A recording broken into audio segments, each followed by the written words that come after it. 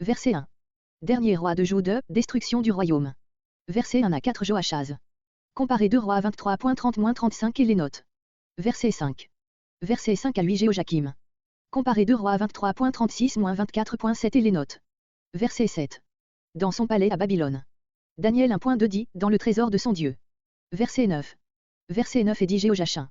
Comparé 2 Rois 24.8-17 et les notes. 8 ans. Erreur de copiste, pour 18. Voir 2 Rois 24.8, note. Verset 10. 2 Rois 25.27 raconte comme il fut relâché par Évil-Mérodach. C'est par erreur que Sédécia est appelé ici le frère de Jéhoiachin, il était fils de Josia et par conséquent son oncle, comparé 2 Rois 24.17 et 1 Chronique 3.15. Verset 11. Verset 11 à 31 Sédécia. Comparé 2 Rois 24.18-25.21. Verset 13. Comparé Ézéchiel 17.13-16. Verset 14. Comparé Ézéchiel chapitre 8. Verset 16. Jérémie eut tout particulièrement à souffrir à cet égard. Verset 21. Jérémie 25.11, Jérémie 29.10 parle seulement de 70 ans pendant lesquels le pays de Jude sera désert et le peuple assujetti au roi de Babylone.